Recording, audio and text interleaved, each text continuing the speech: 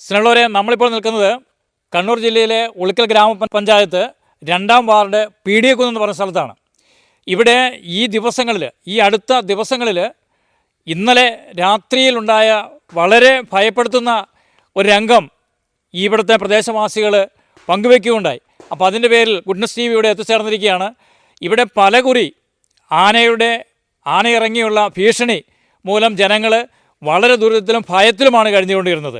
Goodness TV തന്നെ ഇത് പ്രേക്ഷകരിലേക്ക് എത്തിച്ചതാണ്, വേണ്ടപ്പെട്ടവരിലേക്ക് ഇത് എത്തിച്ചതാണ്. പക്ഷേ വീണ്ടും ഇത് ഉത്തരവാദിത്തപ്പെട്ടവരുടെ ഭാഗത്തുനിന്ന് യാതൊരു വിധത്തിലുള്ള പ്രതികരണവും ഉണ്ടാകാതെ ഇവിടുത്തെ ജനങ്ങൾ വളരെ ഭീതിയിലാണ്.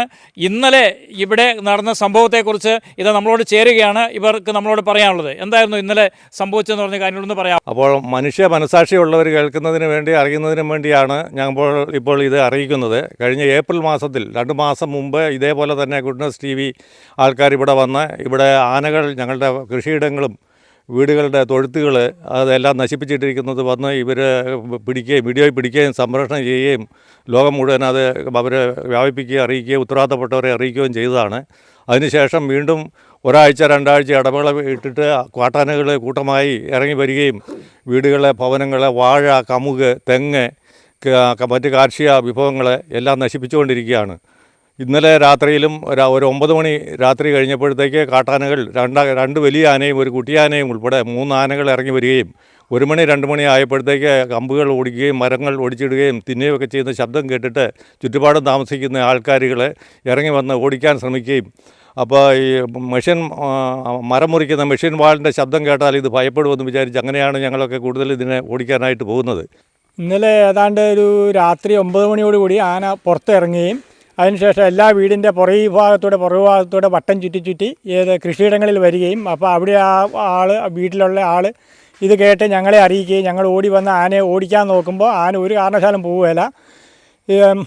എന്നിട്ട് ഒരു വാഴ നശിപ്പിക്കുന്നു. അന്നേരം അത് കളയുന്നതിന് മുമ്പ് തന്നെ അടുത്ത തെങ്ങ് വലിച്ചു പറിച്ച് ദൂരെ എറിയുന്നു. അപ്പോൾ അത് ഓടിക്കാൻ ചെല്ലുന്നത് ഞങ്ങൾ മിഷ്യമ്പാളും അതും ഇതൊക്കെ ആയിട്ട് ഏൽപ്പിച്ചുകൊണ്ട് ചെന്നിട്ട് ആന ഞങ്ങളുടെ നേരെ വരും. അപ്പോൾ പേപ്പറിൽ പെട്രോൾ ഒഴിച്ചിട്ട് കത്തിച്ചിട്ടാണ് ആന ഞങ്ങളുടെ നേരെ വരുന്ന ആ ഒരു ഭീതി ഞങ്ങൾ തിരിഞ്ഞ് ഓടിക്കൊണ്ട് പേപ്പർ കത്തിച്ചിട്ടേച്ച് ഓടുവാണ്.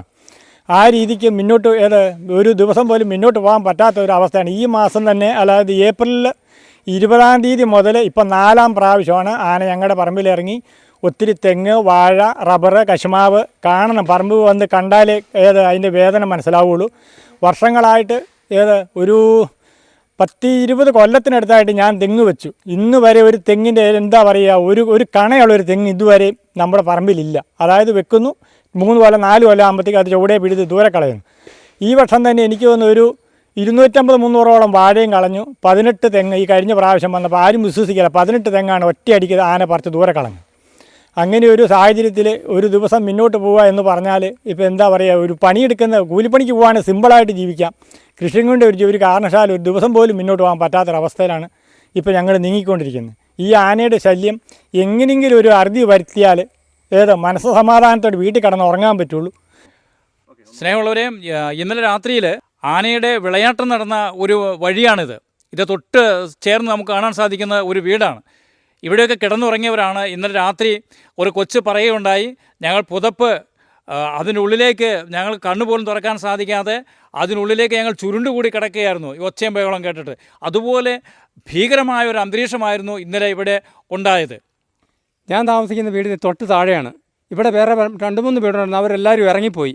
താമസിക്കാൻ ഒരു നിവൃത്തിയില്ല. എന്നിട്ടാണ് ഇവിടെ കവുങ്ങും വാഴയെല്ലാം കൂടി പറിച്ചിട്ടിരിക്കുന്നത് കണ്ടിട്ട് നമ്മളാരും സഹിക്കില്ല. ഇത് ആരോടാ പറയേണ്ടത്, എന്നാ പറയണമെന്ന് പോലും നമുക്കറിയത്തില്ല. പറഞ്ഞു മടുത്ത് ഇത് ആരോടാ പറയേണ്ടത്? ഏത് സർക്കാർ വന്നാലും നമുക്ക് കണക്കാം. ഒരു MLA പറഞ്ഞാലും കാര്യമില്ല, MP പറഞ്ഞാലും കാര്യമില്ല, എന്തിനാ വാർഡ് മെമ്പറോട് പറഞ്ഞിട്ടും കാര്യമില്ല. ഇവരാരും ഇങ്ങോട്ട് തിരിഞ്ഞു നോക്കുന്നില്ല. ഇവിടെ തൂക്കുവേലി വരുന്നുണ്ട്, അത് വരുന്നുണ്ട്, ഇത് വരുന്നുണ്ട്. ഞങ്ങളെ പറഞ്ഞ് പറ്റിക്കാൻ തുടങ്ങിയിട്ട് മാസങ്ങൾ പലതായി. ഇന്ന് വരെയും ആർക്കും യാതൊരു അനക്കവും ഇല്ല. എന്താ ചെയ്യേണ്ടത്? ആരോട് പറയണം? ഞങ്ങളിതെല്ലാം പരാതി പറയാൻ പോലും ഞങ്ങൾക്ക് ആരുമില്ല. പിന്നെ ഞങ്ങളെങ്ങനെ ജീവിക്കും? എൻ്റെ വീടിൻ്റെ മുറ്റത്താണ് ആന ഇന്നലെ വന്നത്. സ്നേഹമുള്ളവരെ, ഗുഡ്നസ് TV ഈ ദൃശ്യങ്ങളിലേക്ക് കടന്നു പോകുന്നപ്പം ഞങ്ങളുടെ തന്നെ മനസ്സിന് വളരെ നൊമ്പരപ്പെടുന്ന കാഴ്ചകളാണ്. ഇവിടെ കുട്ടികളും മുതിർന്നവരും സ്ത്രീകളും പ്രായമായവരും ഒക്കെ വസിക്കുന്ന വീടാണ് ഇതിന് ചുറ്റും കാണുവാൻ സാധിക്കുന്നത്. ഇവിടെ തന്നെ 8-10 ഭവനങ്ങൾ ഇതിൻ്റെ ചുറ്റുപാടുമുണ്ട്. ഇതിലെയാണ് ആന ഇറങ്ങി വന്നത്. എത്രയോ കുട്ടികൾ ഇവിടെ താമസിക്കുന്നു. ഈ ഭവനത്തിൽ പേടിച്ചാണ് കഴിയുന്നത്.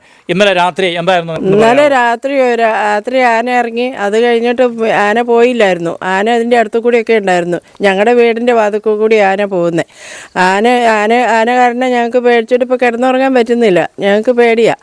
ഒരു മാസങ്ങളോളായി ഞങ്ങൾ കിടന്നുറങ്ങിയിട്ടും ഇതായിട്ടും പിള്ളേർക്ക് പഠിക്കാൻ പറ്റുന്നില്ല, പിള്ളേർക്ക് സ്കൂളിൽ പോകാൻ പറ്റുന്നില്ല, ഒന്നിനും പറ്റുന്നില്ല. ഒരു മാസമായി ഇത് തന്നെ എന്നും തുടർച്ചയായി ആന ഇറങ്ങുന്നു. പകൽ വരെ ഇറങ്ങാത്തായിരുന്നു, ഇപ്പോൾ പകലും ഇറങ്ങി. നമുക്ക് പിള്ളേരെ ആണെങ്കിലും ഒരു വിശ്വസിച്ച് ഇരുത്തിയിട്ട് ഒരു വഴിയെ പോകാൻ പറ്റിയല്ല. ഞങ്ങളിത് ആരുടെ മുന്നിലാണ് ഇനി പറയേണ്ടത്? ഞങ്ങൾക്ക് ഇനി ഇതിനെന്താണ് ഒരു ഇത് ചെയ്തു തരാനുള്ളത്? ഞങ്ങൾക്ക് ചെയ്തു തരുക. കടന്നുറങ്ങാനൊന്നും പറ്റിയില്ല. കിടന്നുറങ്ങാൻ പറ്റിയില്ല.